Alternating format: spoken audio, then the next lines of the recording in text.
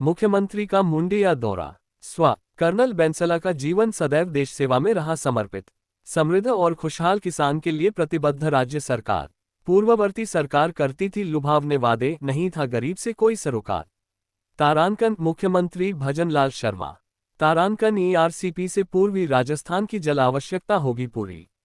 मुंडिया को दी सौगात, पीएचसी को सीएचसी में क्रमोन्नत करने की घोषणा। तारांकन, कर्नल बैंसला के स्मरण में शैक्षणिक संस्थान खोलने पर राज्य सरकार करेगी विचार। मुख्यमंत्री भजनलाल शर्मा ने कहा कि कर्नल किरोड़ी सिंह बैंसला ने अपना पूरा जीवन देश एवं समाज की सेवा में समर्पित किया। उनके जीवन से युवाओं को राष्ट्र को प्रथम मानकर देश सेवा और सेना में भर्ती होने के लिए प्रेरणा लेनी चाहिए। शर्मा ने कहा कि राज्य सरकार समृद्ध एवं खुशहाल किसान की परिकल्पना को साकार करने के लिए प्रतिबद्ध है। इस दौरान मुख्यमंत्री ने मुंडिया प्राथमिक स्वास्थ्य केंद्र को सामुदायिक स्वास्थ्य केंद्र में क्रमोन्नत करने की घोषणा की।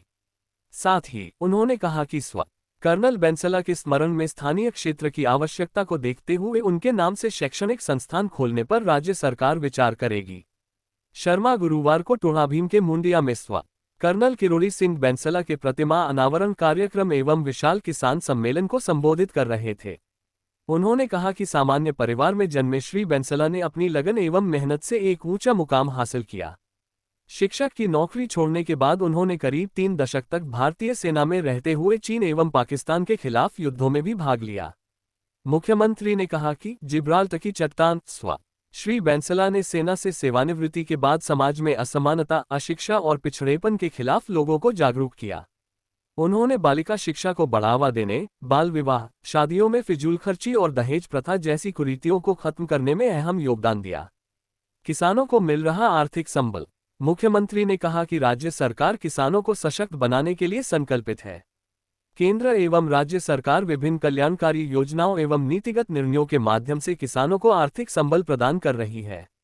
उन्होंने कहा कि हमारे यशस्वी प्रधानमंत्री नरेंद्र मोदी ने अपने तीसरे कार्यकाल में पदभार ग्रहण करते ही सबसे पहले किसान सम्मान निधि की 17वीं किश्त जारी करने का काम किया है।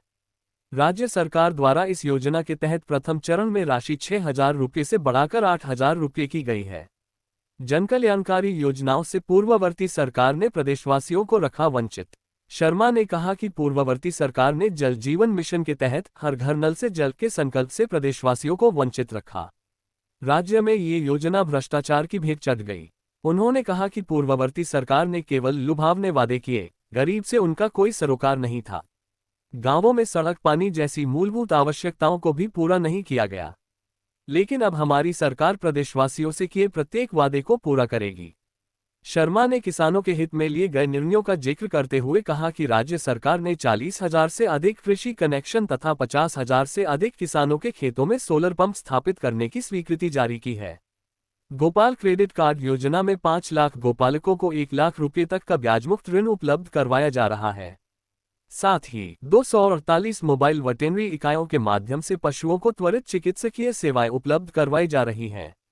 कार्यक्रम के दौरान मंच संचालन गंगापुर सिटी के पूर्व विधायक मानसिंह गुर्जर ने किया। दौलत बैंसला ने मुख्यमंत्री का हार्दिक आभार व्यक्त करते हुए धन्यवाद ज्ञापित किया। इससे पहले मुख्यमंत्री भजनलाल शर्मा ने मुंडिया गांव स्थित प्रेरणास्थल पर स्वर्गीय कर्नल बैंसला की प्रतिमा का अनावरण किया तथा पुष्प अर्पित कर श्रद्धांजलि दी।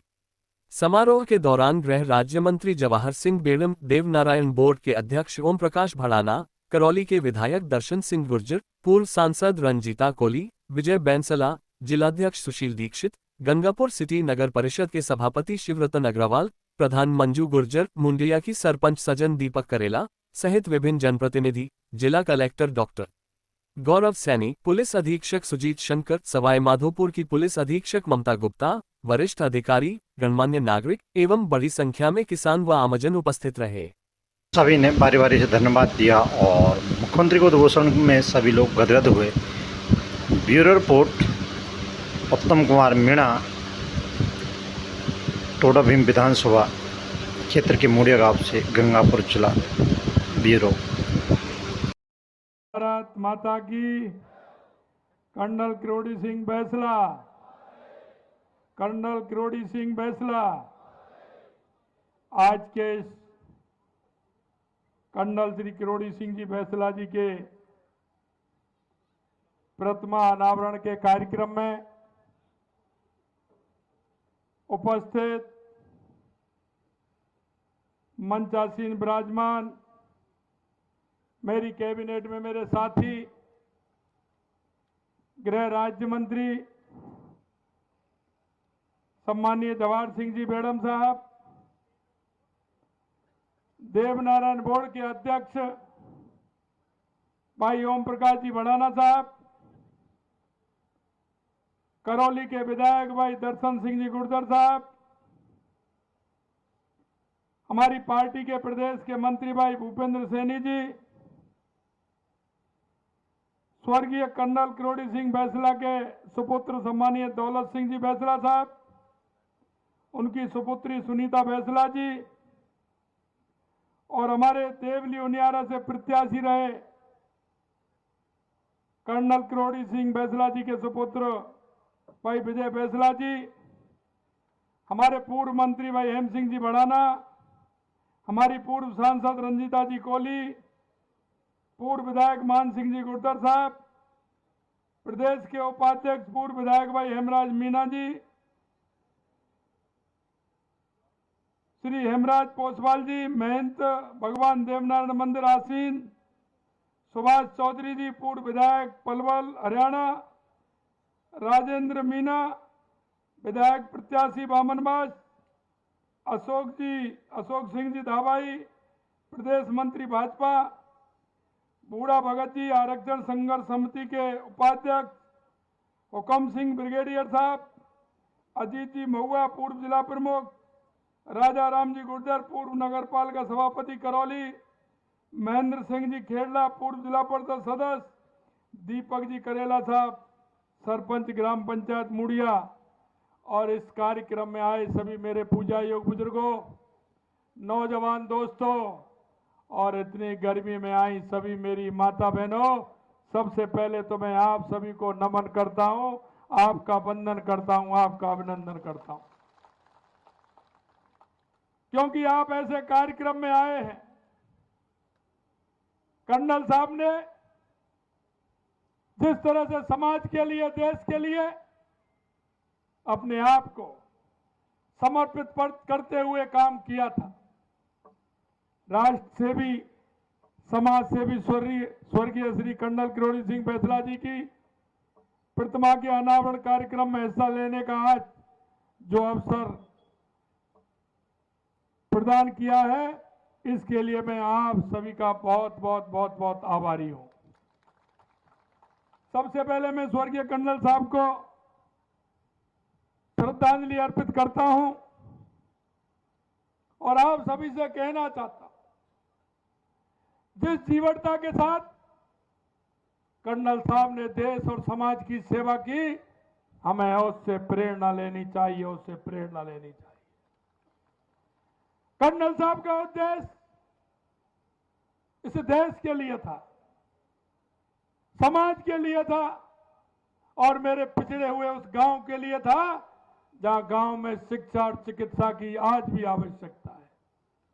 मैं आपसे कहना चाहता हूं मेरे भाई और बहनों, जिस तरह से कर्नल साहब ने एक गांव से निकल करके दुनिया को देखा, उन्होंने आगे चल के जिस तरह से अपने आप को और अपने आप के विचार को बढ़ाने का काम किया, मैं मुड़िया की इस माटी को भी नमन करता हूं जिसने कर्नल साहब जैसे राष्ट्रभक्त और समाज सेवक को जन्म दिया। देश में समय समय पर ऐसी विभूतियां जन्म लेती हैं जिन्होंने अपना जीवन देश और समाज के लिए समर्पित कर दिया। ऐसी विभूति हर तरह की चुनौतियों को पार कर, खुद को खपाकर समाज को मजबूत करने का काम करती हैं। कर्नल साहब उसी विभूति में से एक थे। उनका जन्म एक साधारण परिवार में हुआ, लेकिन उन्होंने अपनी लगन और अपनी मेहनत से एक ऊंचा मुकाम हासिल किया। और आपको पता है कर्नल साहब का जीवन सेवा को समर्पित रहा। पहले देश सेवा और फिर समाज सेवा का काम किया और गांव के हर व्यक्ति को एक दिशा देने का काम कर्नल किरोड़ी सिंह बैसला जी ने किया। कर्नल साहब में राष्ट्रभक्ति का भाव कितना कूट कूट कर भरा हुआ। इस बात का अंदाजा इस बात से लगाया जा सकता है कि शिक्षक के रूप में नौकरी मिलने के बाद भी वो उसे छोड़कर सेना में भर्ती होने का काम किया। मेरा मिलना होता था, कभी कभी मिलते थे तो उनसे बात होती थी। अगर आधा घंटा उनके पास बैठने को मिलता था तो उससे कुछ ना कुछ लेकर के जाते थे, उनसे कुछ ना कुछ सीखने को मिलता था। एक बार साधारण रूप से बैठे हुए थे, उन्होंने एक बात मेरे से कही थी।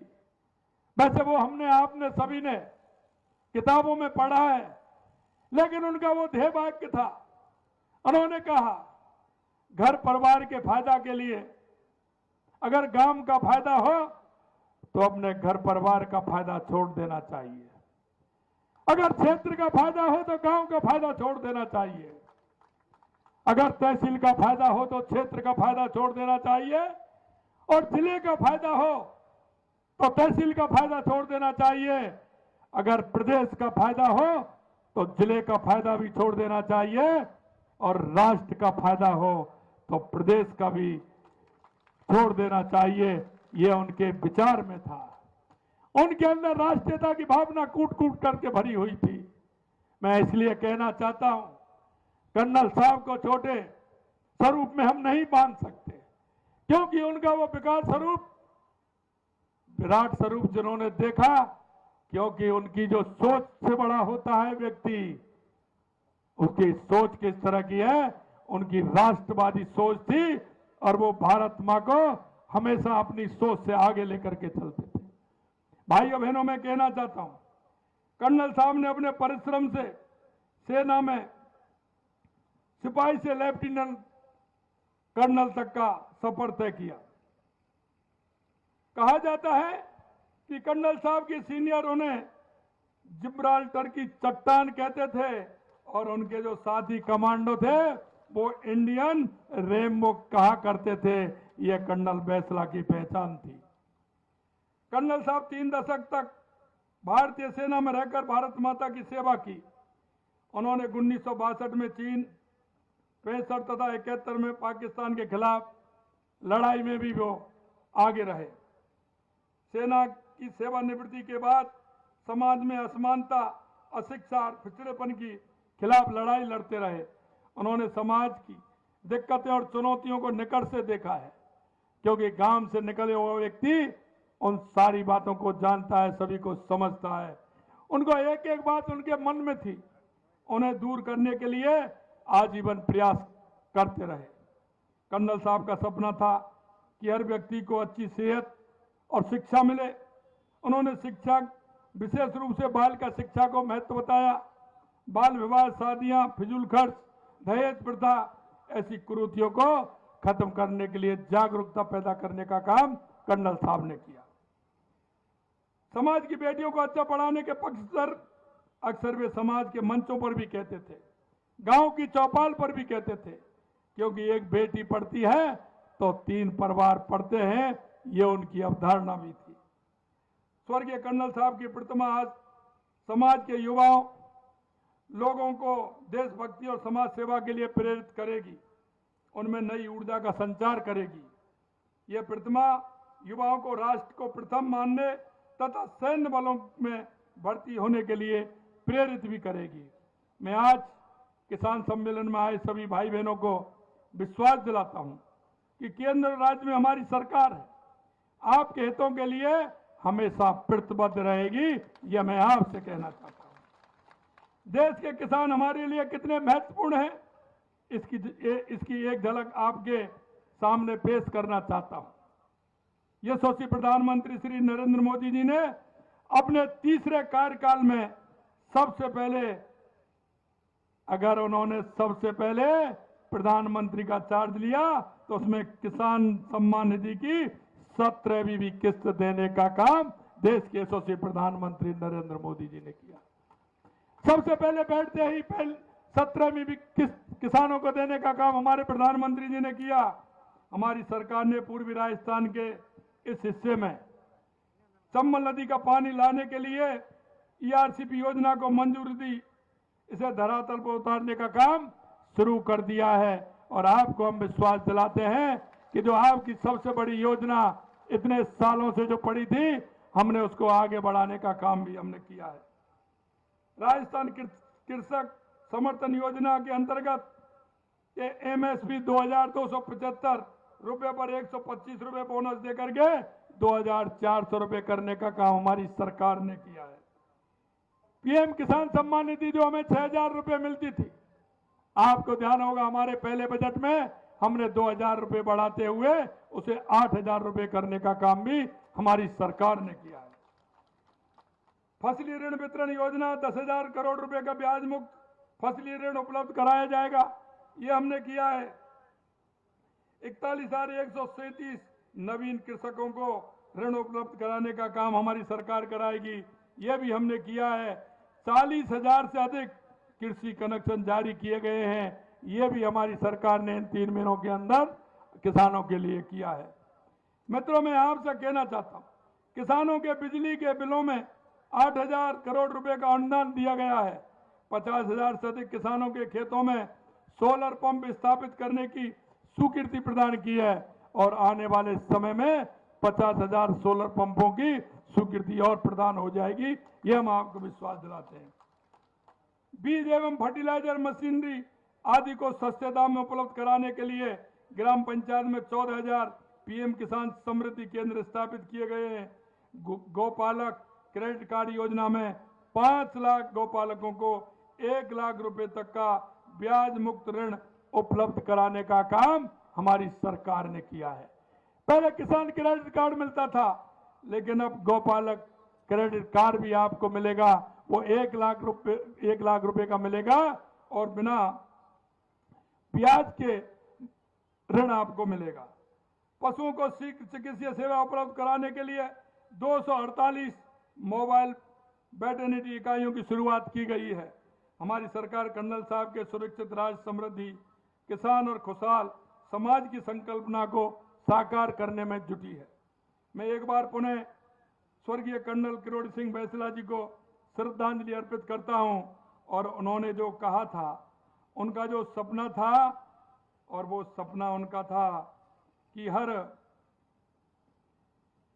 शिक्षा और चिकित्सा का उनका जो सपना था, मुझे पता है क्योंकि इस मूडिया से और पास से काफी गांव जुड़े हुए हैं। यहाँ पीएचसी है और आवश्यकता सीएचसी की है। मैं आपको कहना चाहता हूं, आज इस मौके पर पीएचसी से सीएचसी करने की घोषणा करता हूं। एक मैं आपसे कहना चाहता हूं, मेरे को कई बातें आपने बताई हैं, सुनीता जी ने कहा है, लेकिन कुछ बात तो उसमें होने वाली है जो बीच में आ गई है, उनकी मैं आज नहीं कह सकता। लेकिन शिक्षा और चिकित्सा का जो उन्होंने कहा है, शिक्षा का भी कोई ना कोई ऐसा इंस्टीट्यूट हम करेंगे जो कर्नल साहब के लिए समर्पित होगा, उनके भावनाओं पर समर्पित होगा। मित्रों, मैं आपको यही कहना चाहता हूं, जिस तरह से कर्नल साहब के जो विचार थे, उन विचारों को हमें आगे बढ़ाना होगा। हमें उन समाज के उन लोगों को जो अंतिम पंक्ति में हमारा भाई, हमारा ऐसा व्यक्ति बैठा है जिसको आवश्यकता है, ये सरकार की भी जिम्मेदारी है।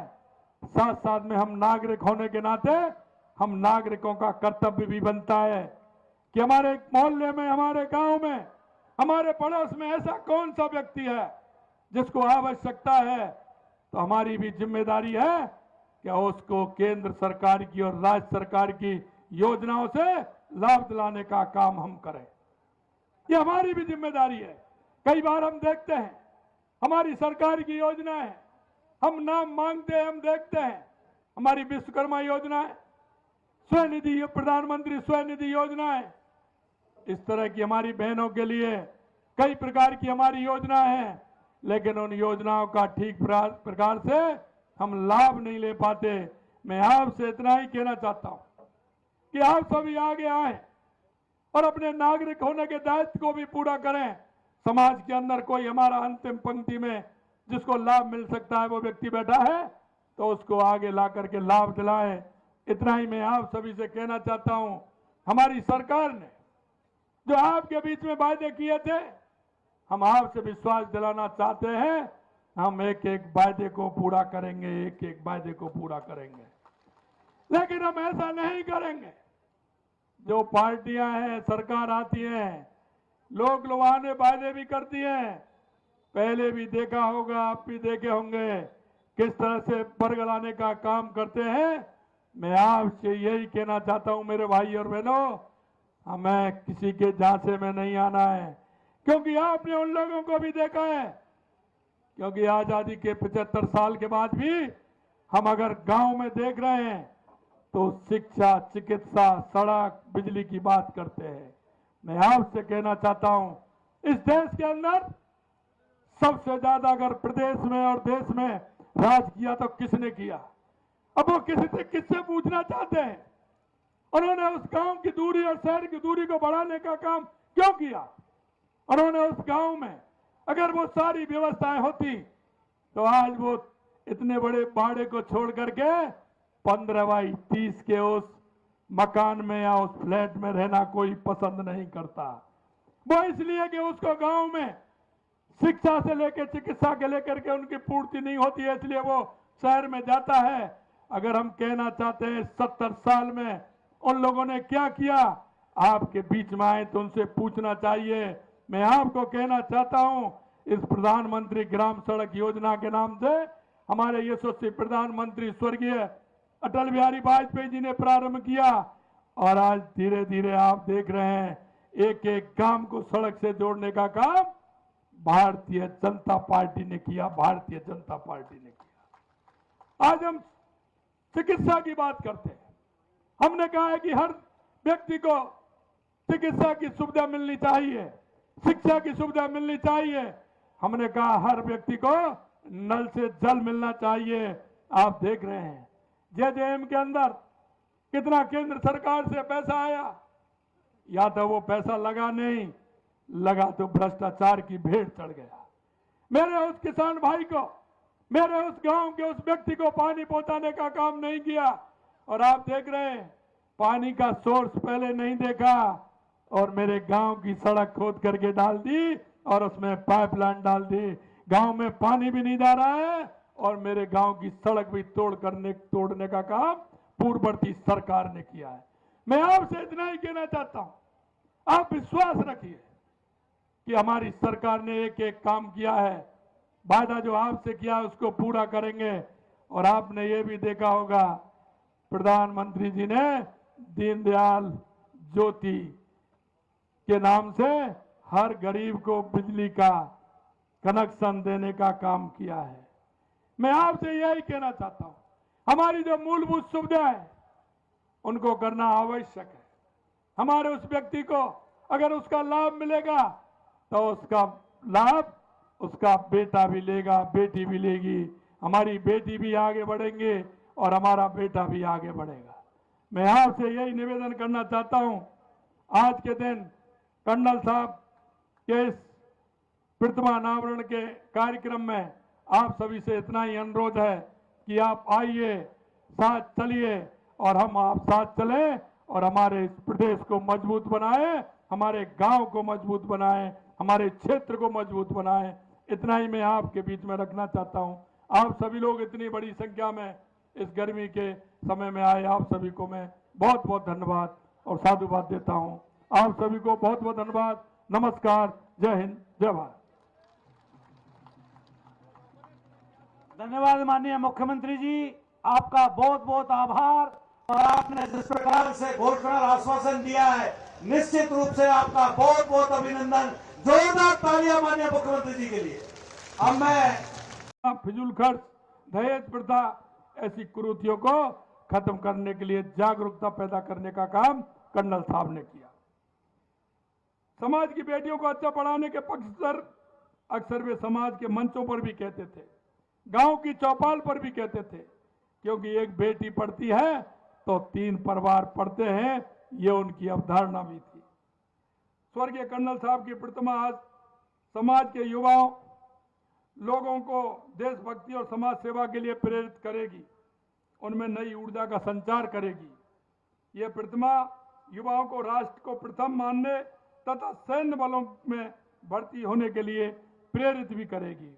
मैं आज किसान सम्मेलन में आए सभी भाई बहनों को विश्वास दिलाता हूं कि केंद्र और राज्य में हमारी सरकार, भारत माता की, कर्नल किरोड़ी सिंह बैंसला, कर्नल किरोड़ी सिंह बैंसला। आज के इस कर्नल श्री किरोड़ी सिंह जी बैंसला जी के प्रतिमा अनावरण के कार्यक्रम में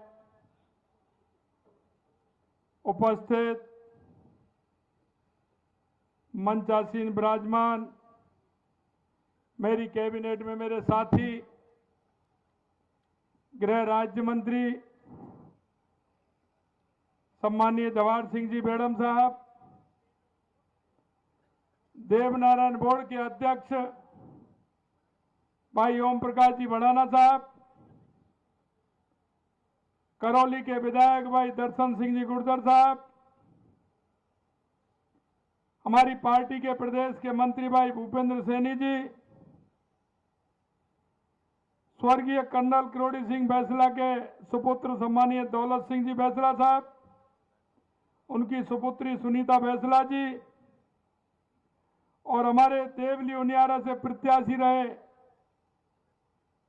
कर्नल किरोड़ी सिंह बैंसला जी के सुपुत्र भाई विजय बैंसला जी, हमारे पूर्व मंत्री भाई हेम सिंह जी भड़ाना, हमारी पूर्व सांसद रंजीता जी कोहली, पूर्व विधायक मान सिंह जी गुर्जर साहब, कर्नल बैंसला और मंच के समक्ष विराजमान मूडिया और आसपास की घरों से सभी पधारे मेरे पिता तुल बुजुर्गों, नौजवान साथियों और कर्नल साहब के संघर्ष के सभी साथी बंधुओं, मैं तो आप सबकी ओर से, इस इलाके की ओर से माननीय मुख्यमंत्री जी का हृदय की गहराइयों से स्वागत और अभिनंदन करना चाहता हूं।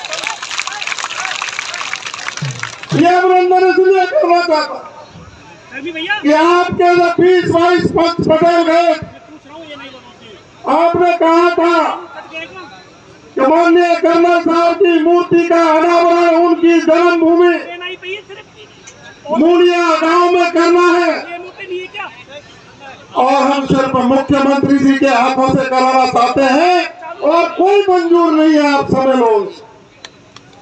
मैंने उनके सामने टेलीफोन किया था मुख्यमंत्री जी से मुलाकात के लिए, लेकिन उनकी सहजता, उनका अपनापन, उनका प्यार, उन्होंने वापस तुरंत टेलीफोन किया और उन्होंने कहा कि सभी के महानायक गुजर समाज के ही नहीं, दबे पिछले वंचित सभी वर्गों की आवाज उठाकर उनको अधिकार दिलाने वाले व्यक्तित्व की मूर्ति का अनावरण उसको करने के लिए मुझे अभी बुलाया है, तो मैं संयुक्त रूप से चलूंगा और कर्नल साहब की मूर्ति का अनावरण करने के लिए पहुंचा। इसलिए हम आपका अभिनंदन करते हैं, स्वागत करते हैं। मांग आपके सामने बहुत हो सकती है माननीय मुख्यमंत्री जी, लेकिन कर्नल साहब का जो नारा था ना, अच्छा स्वास्थ्य, अच्छी शिक्षा, पढ़ी लिखी माँ और कर्जमुक्त समाज, तो माननीय मुख्यमंत्री जी, सुनीता जी आपसे कान में कह रही होंगी, ये 4 उनके स्लोगन थे, अच्छा स्वास्थ्य, अच्छी शिक्षा, पढ़ी लिखी माँ और कर्जमुक्त समाज। आप कनावर के भांजे भी और हसीना सरपंच कनावर की सरदारी लेकर आओ, बैठे ना खिदू बैठे, तो सब फैसले कह रहे कि मुख्यमंत्री जी में हमारा आधा हिस्सा है। मैंने इनको कहा था कि मुख्यमंत्री जी में आपका आधा हिस्सा ही नहीं है, अब तक तो आप आयातित लोगों पर विश्वास करते रहे, मुख्यमंत्री जी में आपका पूरा का पूरा हिस्सा है और अच्छी शिक्षा, अच्छा स्वास्थ्य, 2 बिंदुओं की यदि घोषणा हो जाएगी तो कर्नल साहब की यात्रा को और आपके आशीर्वाद से हम आगे बढ़ा दें।